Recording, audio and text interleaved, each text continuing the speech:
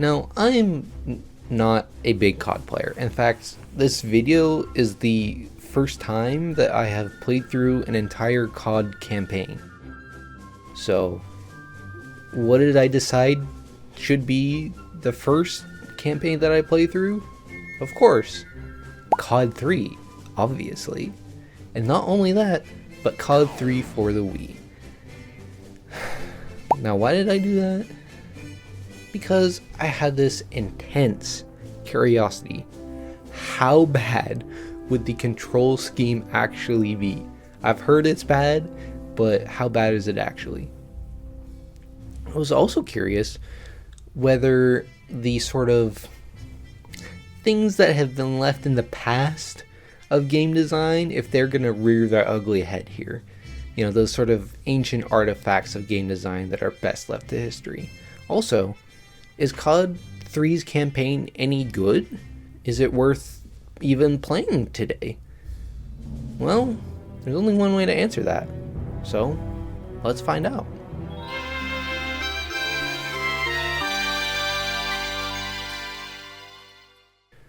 Now, I'm not going to go over the entire story of COD 3, and you'll see why in a bit, but let's go over some of the highlights.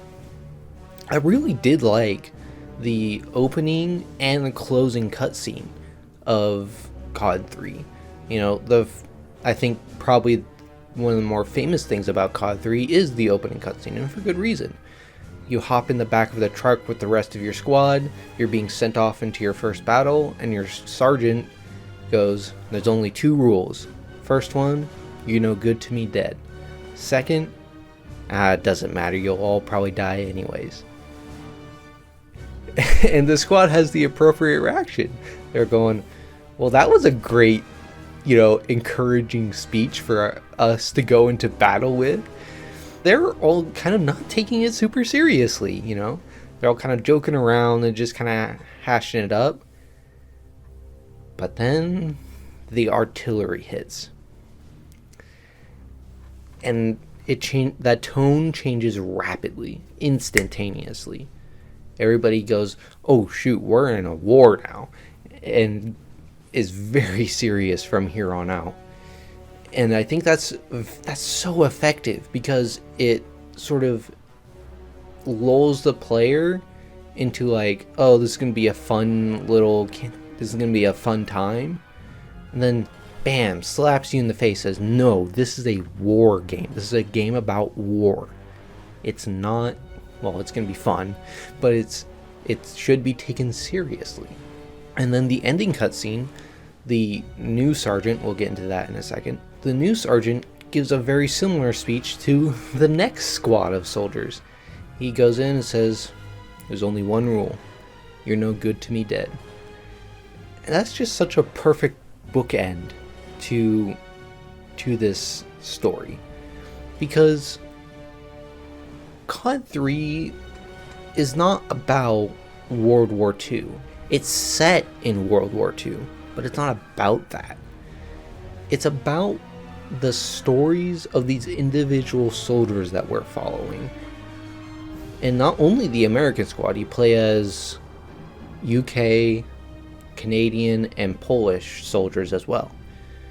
So there's all these little stories weaved in. It's almost an anthology of stories about these soldiers that get told out of order and sort of mixed in with each other. It's actually very well crafted in my opinion.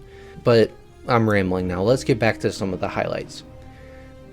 The other major thing that really sticks with me is Mission 13. So Mission 13, you're playing as the Poles, and you're holding your position until your Canadian backup arrives.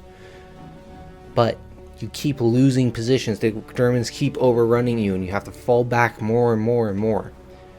And all the while, the soldiers are like, hey, the green flares are going. Canadians use green flares to signal their stuff. They use green flares for signals. But, you keep falling back, And it's mission 13 out of 14. So I was thinking, oh, this is going to be really cool. It's going to be we're going to play as the Canadians in the next mission, saving the Poles that we're playing as now. That would be cool, and that would make sense to have sort of this high dramatic swelling moment at the very end of your story. But they didn't do that. In mission 13, near the end, the music gets all dour. I'm thinking, oh, we're going to head to the next mission here in a moment. But no. Green flares go up. The Canadian tanks roll over the hill. And it's like, oh, we're saved, yay. And then mission 14, you go back to the American squad and kind of have the conclusion to that story. But like I was saying earlier, it's not all about these big victories, in the war and fighting the war. To me, this game is more about individual soldiers. Like, for example, the sergeant for the American squad. He has this story arc where, obviously he's a veteran soldier. He's been fighting in this war for a bit. He's kind of dour and callous, you can tell that from his opening speech to his squad. But as you go through the story, he has these moments of PTSD, or shell shock as they would probably call it. Here's the situation. That 42's got the square pinned down good. We got a flank. Sarge, through the cafe or the butcher shop? Sarge? Sarge! Damn it! Nichols, you take point. Don't get caught out in the open. Where he spaces out, he hesitates, but in the end, he overcomes this. There's this bridge that the Germans are trying to blow up as they're retreating, and your squad is tasked with disarming the bombs. Well, at the end of that bridge, the sergeant sacrifices himself in order to save the day and disarm the final bomb. And every mission has some kind of story that it's building towards. Whether it's that story, whether it's the story of this Canadian radio operator. His superiors kind of call him a coward. Adds to them, sir. Command wants us to send a radio operator to help the Poles. Well, then get going. Sir! What are you waiting for? Mount Ormel is at least a day's drive away. Oh, Perron, I'm doing you a favor. One of our tank crew has gone missing. We're going off on a rescue. Oh, that's dangerous business. You wouldn't want any part of it. I'm not a coward, Lieutenant. My job's to protect our radio, our only link to command and... Now your job is to be the Poles' radio. Dismiss, Private. You've got your orders, soldier. So when they send him off to go reinforce the Poles so that, messages can be sent back and forth, and the Polish guy in charge says, hey, go take cover, get out of here. Take cover! I have to call in the artillery strikes. Go at her! Form up on me! Don't move! Baron! You stay out there! It's suicide! I'm not a coward. I'm not leaving my post. Your post is about to be shot all to pieces. My job's to call in artillery strikes. I'm not running away from it. You're running away from bullets, no job. I'm not running anywhere. I'm not afraid.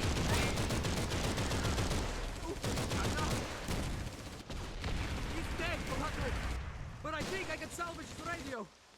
Cover me. So there's not only these stories of courage and self-sacrifice for heroic purposes, there's also these stories of foolishness and getting caught up in things.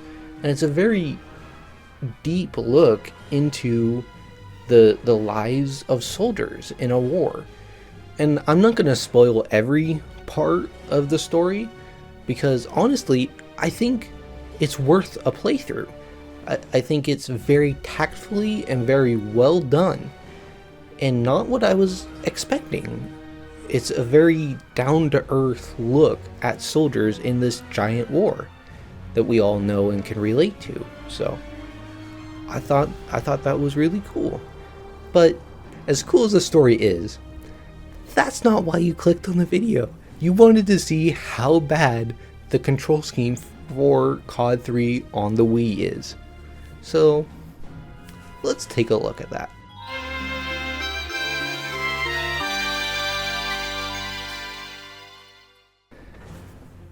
Now, my first impressions of the control scheme was not good at all.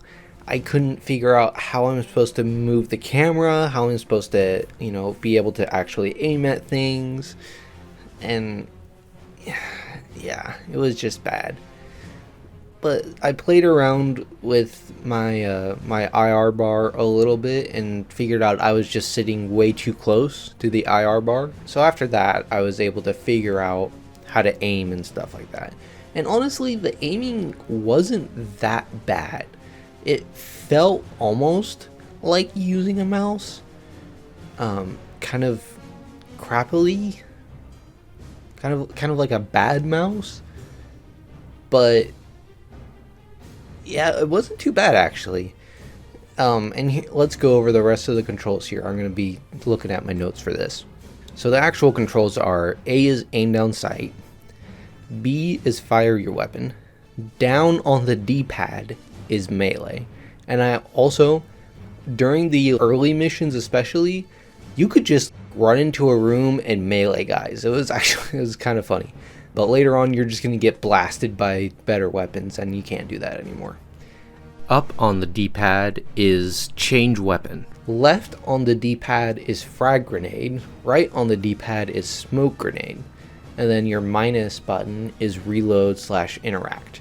On the nunchuck, your joystick is obviously used for movement. C is jump, as much of a jump as you have. Z switches your standing position, I guess, from standing to crouch to prone. The thing that worried me going into it was the aiming. And honestly, if you don't mind using the point feature on a Wiimote, it's not that bad. One gripe I do have is that obviously your frag is left on the D-pad, but on the UI, the frag grenade is on the right of the smoke grenade. So sometimes I would check to see if I have a frag and then push the right button and then get a smoke. I don't know why those two couldn't have been swapped to match with the UI, but whatever, that's a tiny gripe. So overall, it's not optimal. Would I have rather been using a keyboard and mouse? Yeah, especially. Would I have rather been using a standard controller? Maybe. Yes, I would. Yes, as much as I don't like playing FPSs on controller, I probably would have rather used a controller than a traditional controller, let's say. So those are the controls. Okay, let's get into how the actual game plays itself.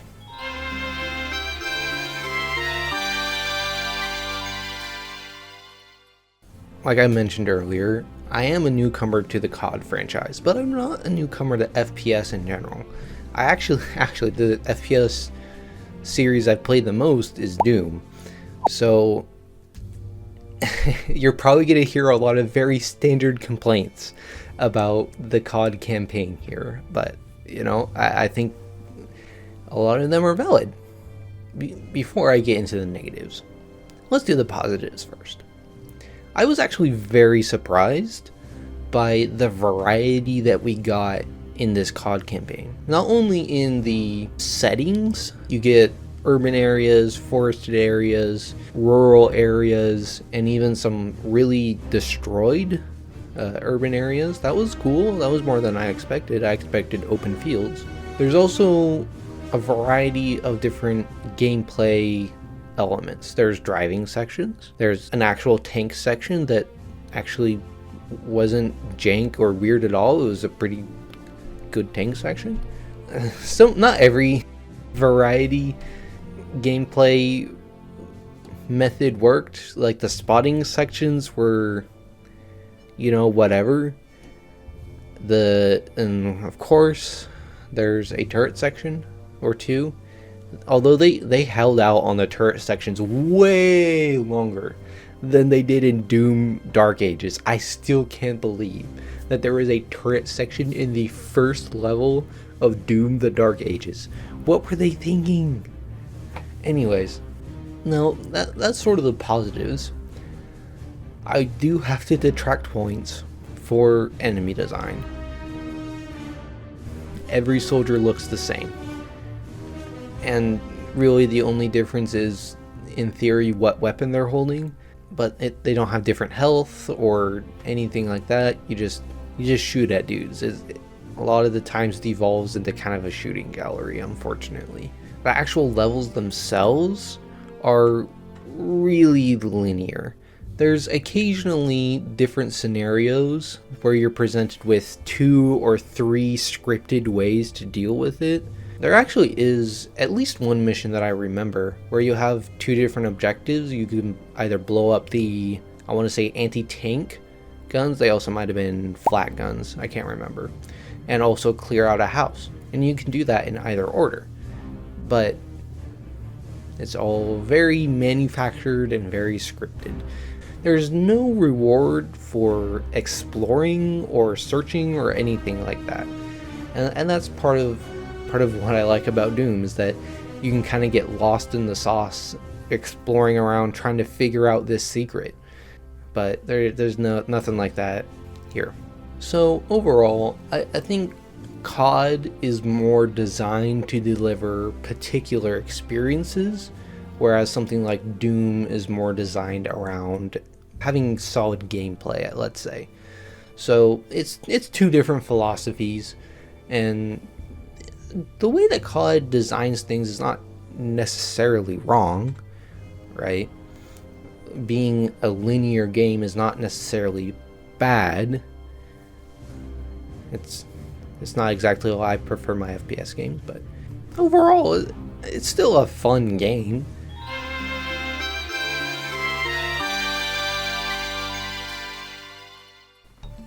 Alright, let's do a quick lightning round of stuff that I wanted to talk about but didn't really fit into anywhere else.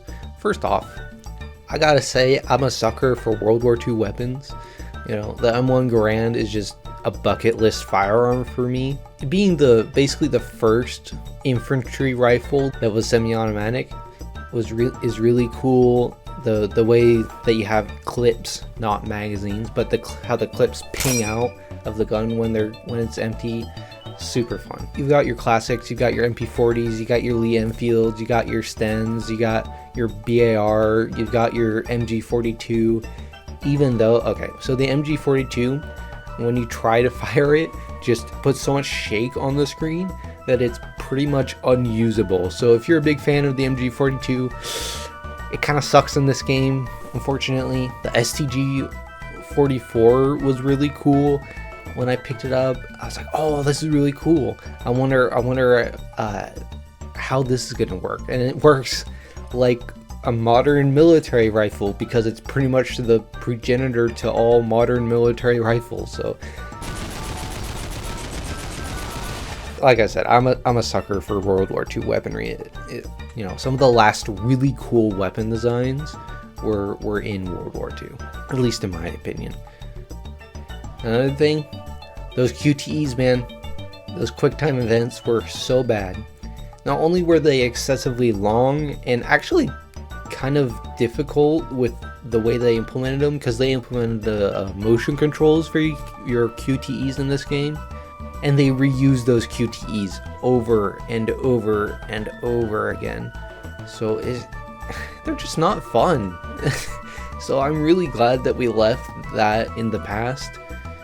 Another minor gripe I have is, why does the ammo count fade after a while? This ammo count is small enough that it's not breaking my immersion or anything, and in fact the fact that it does fade out immediately does break my immersion. So just leave it there and just don't do anything with it. Don't make a move, don't do anything with it. The only mechanical complaint I have in terms of the game code itself is that I did get soft locked once. You see, when you approach your squad here, a cutscene is supposed to play, but it didn't do that at first. I had to reload the checkpoint and then it worked fine. So other than that, I didn't have any technical issues.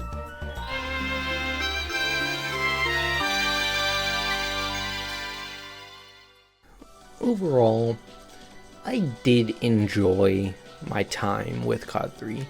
The QTEs are really annoying. The level design and enemies are pretty milquetoast. But honestly, that's fine. That is perfectly fine. Because if I wanted a game to raise my heart rate and melt my brain from overstimulation, I would go play Doom Eternal. You know, I don't need every game to be about that, especially when you have a game that is really focused on this down-to-earth, character-driven story that actually is pretty well executed. You know, there's some limitations by the technology of the time, obviously, but overall, I think this is a really well done package. And I think if you are a COD fan, I would encourage you to go play COD 3. Maybe not on the Wii, maybe with a keyboard and mouse or a controller, but you know, I think the actual campaign itself is worth playing and is a very thoughtful and tasteful take on soldiers and war. As far as my arbitrary rating system, I don't feel like I can put COD 3 in Golden Nectar. I think there are enough flaws here that keep it out of that. But I don't think it's just a fun afternoon. I think it's actually like a high quality game. So I guess it's gonna go kind of in between. The Editing Ice will figure out the perfect place to put it on the scale. Hey y'all, this is Editing Ice here. After thinking about it a little bit more, this is going down in fun afternoon tier. I think the rest of the video will explain my reasoning. But yeah, I would recommend you go play, well, I would recommend you go play COD 3. Not necessarily COD 3 for the Wii. Because, I mean, besides the normal COD flaws of enemy and level design, the control scheme definitely does detract from it. Definitely. It's not too bad, you know, if you only have a Wii and you want to play COD 3, I mean, it's, you know, you could do it and probably be fine, but there's definitely better options out there for playing this game. Alright, well, that's about all I've got for y'all today. Have a blessed day, and we'll see you next time.